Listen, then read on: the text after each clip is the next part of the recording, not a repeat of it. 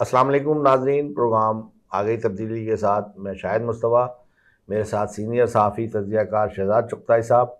शहजाद चुगताई साहब, जिस तरीके से मुल्क में तब्दीली का अमल शुरू हुआ है, तरक्की का अमल रुक के तब्दीली तो तरक्की की तरह आनी थी, लेकिन तरक्की जो है अब तब्दीली जो आ गई तरक्की को पीछे छोड़ के अब बदहाली तक आ गई है।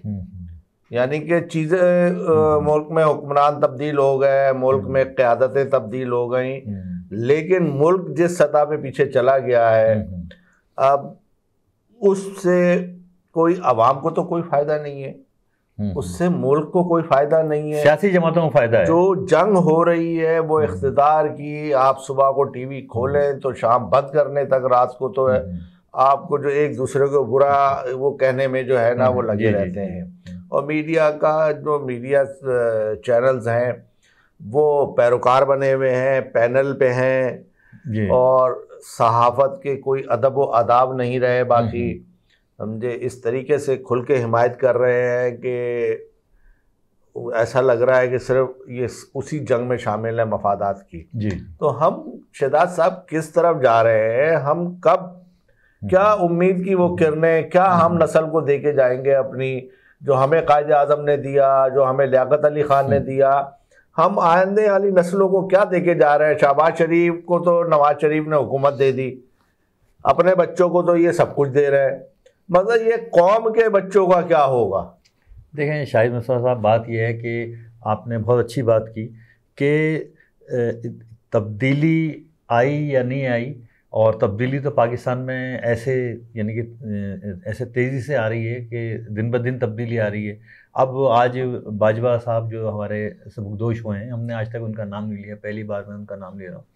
तो बाजवा साहब के बारे में ये है कि उन्होंने 5 वज़ीर-ए-आज़म के साथ काम किया, ठीक है, लेकिन 5 वज़ीर-ए-आज़म तब्दील हो गए, अब आखिर में बाजवा साहब भी तब्दील हो गए, लेकिन ये मुल्क जो है तब्दील तो क्या, देखें इस मुल्क की जो तरक्की थी ना वो रुक गई।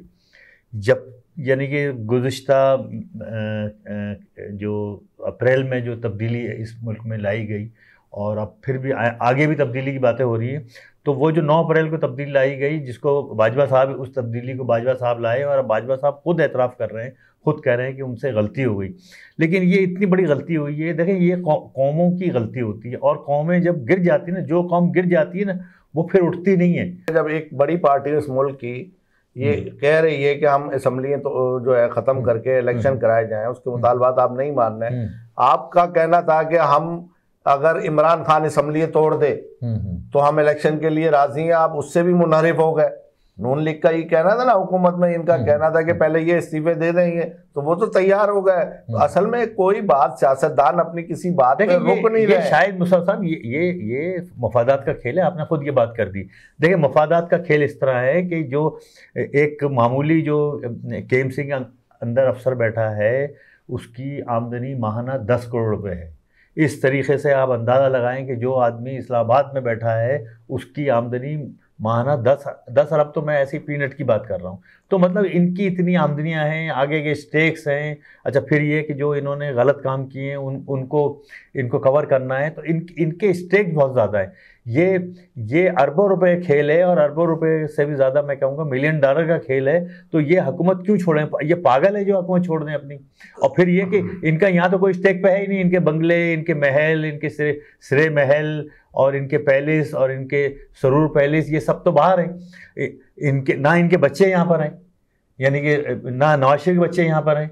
अच्छा, जब तक बिलावल वज़ीर-ए-आज़म है, बिलावल यहाँ पर है, बिलावल भी चला जाएगा, आसिफ जरदारी भी चले जाएंगे। अभी मटियारी में जो मोटरवे का केस आया, 4 अरब रुपए हैं, उसके 42 करोड़ रुपए उसके घर से बरामद हुए डिप्टी कमिश्नर के। जब उसकी गिरफ्तारी हुई असिस्टेंट कमिश्नर, और तो वो जो गिरफ्तार हुए तपेदार, वो सारे लोग, तो ये आंखें बंद थी कि ये इतने करोड़ों रुपए जो है, इतने अरब रुपए इस मुल्क में आप या किसी को हिस्सा नहीं मिला, तो उन्होंने जो है साहब, आप किसी बैंक जाएं, अभी क्या कहते हैं, पाबंदी लगा दी है। आज की बात मैं आपको बता रहा हूँ शहजाद चुगताई साहब के, अब ये तारिक रोड थाने ने और उसने बैंकों को कहा है कि 3 लाख रुपए से ज्यादा रकम जो निकलवाएगा उसके आप थाने को निशानदेही करें। $5,000 आप किस बैंक निकालने जाएं, कोई बैंक आपको $5,000 नहीं देगा, आपको $500 बैंक नहीं देगा।